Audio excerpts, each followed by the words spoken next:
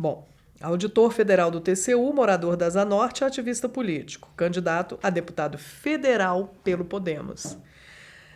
Por que você resolveu se candidatar a deputado federal?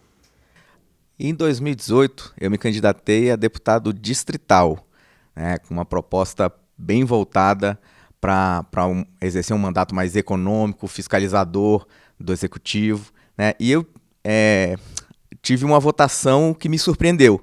né, e aí, só que como todas as pautas com que eu trabalho lá no TCU, que eu sou auditor do Tribunal de Contas da União, elas são federais.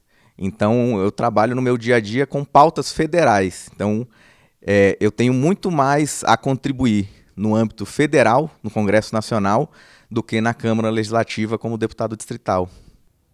E essa escolha, assim, você pretende, caso eleito, você dá andamento ao que você já tem no seu trabalho? Você acha que você vai estar mais inteirado? Você acha que você vai poder fazer mais do que sendo apenas distrital no seu mandato? Quais foram o que você percebeu assim de diferença?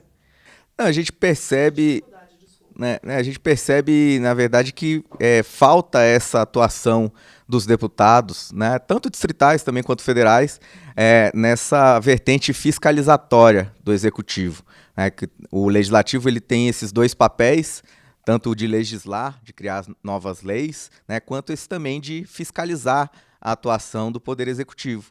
E esse segundo papel, fiscalizador do Congresso, dos deputados, ele está muito deixado para segundo plano atualmente. A gente não tem efetivamente uma fiscalização dos deputados federais sobre o poder executivo. Quais as suas principais bandeiras e qual a sua ligação com esses temas?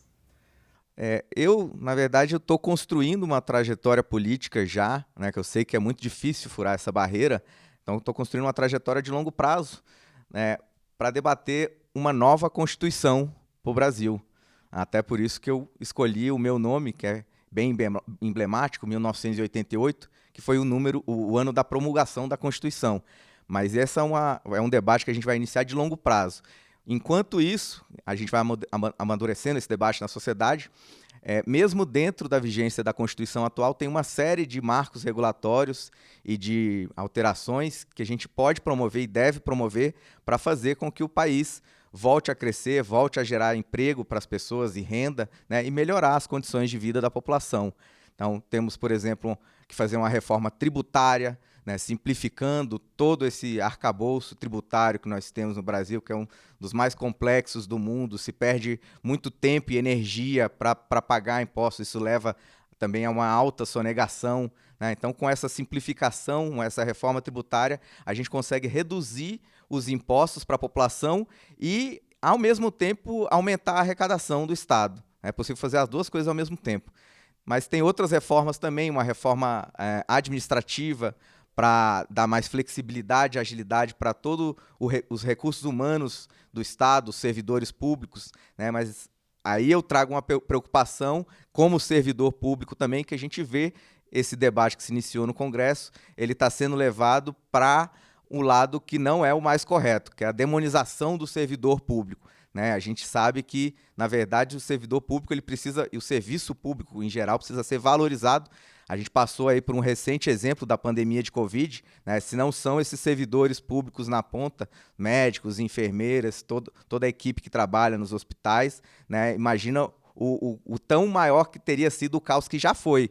Né? Então, essa reforma administrativa também, uma reforma penal para a gente diminuir a impunidade no Brasil, né, aprovar a prisão a partir do julgamento em segunda instância, né, diminuir todas essas infinitas possibilidades de recurso que levam no final à extinção do processo, né, se arrastando até prescrever as penas, enfim, acabar com o foro privilegiado. Né, tem uma série de mudanças que a gente precisa fazer e essas podem ser feitas, essas reformas, ainda durante a vigência da Constituição atual. Como advogado e auditor federal do TCU, quais as experiências e contribuições que pretende trazer à Câmara dos Deputados?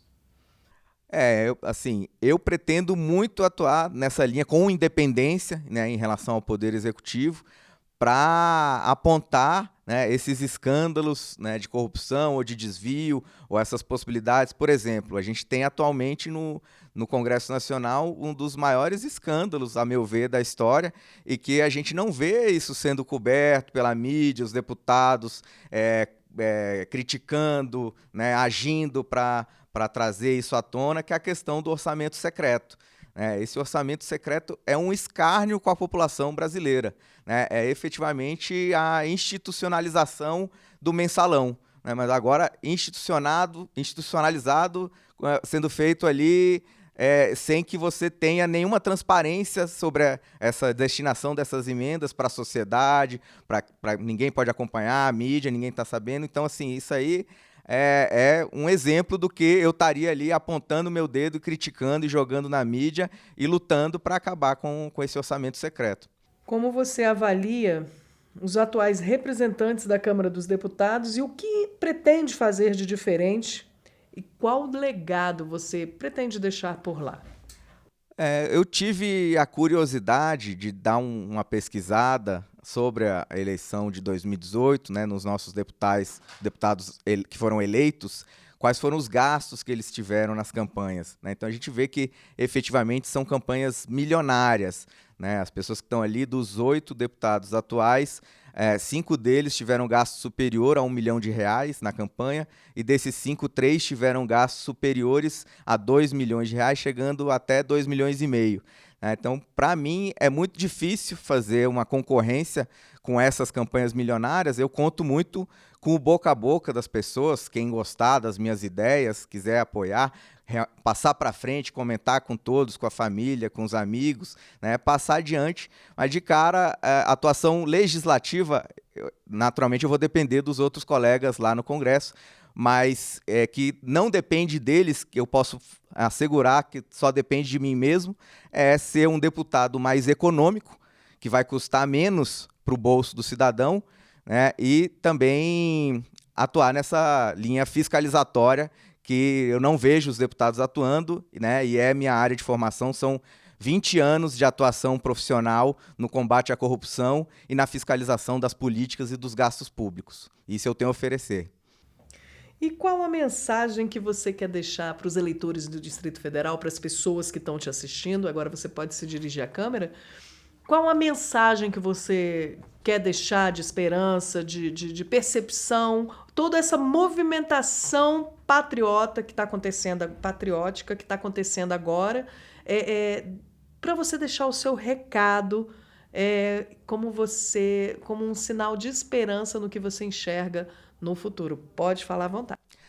A gente está nesse momento, né, de campanha agora, rumo às eleições, no meu caso, 2 de outubro, que não tem segundo turno. As pessoas a gente vê se envolvendo mais durante esse processo de votação, mas inclusive pela minha atuação lá no TCU, né, e também pelo meu envolvimento com 2 ONGs aqui de Brasília, o Observatório Social de Brasília e o Instituto de Fiscalização e Controle, o mais importante mesmo é o que acontece entre as eleições, né? A população realmente ficar consciente, atenta, fiscalizando, cobrando daquele que ajudou a eleger, ou mesmo daqueles que não ajudou a eleger, mas que estão lá a representando, né? E efetivamente pesquisar, né? Pesquise sobre os candidatos, compare, veja o histórico de vida, o histórico de atuação profissional, né, os exemplos que eles têm a trazer, e compare os candidatos para não cair nesse julgamento só baseado no poder econômico, né, que ajuda a eleger esses candidatos com campanhas milionárias, mas que efetivamente, uma vez estando lá, não atuam em prol efetivo da população para melhorar a sua condição de vida, né, te trazer uma condição de vida mais digna, com um emprego, com renda, e levar a estruturar as cidades, a cidade onde você mora, com bons hospitais, boas escolas, um bom transporte público, né? Então é esse recado que eu tenho para dar. Pesquise, compare os candidatos, né, e tente votar naquele que realmente seja o melhor, esteja mais preparado para te representar não só com base no marketing milionário dessas campanhas aí que eu estou concorrendo contra.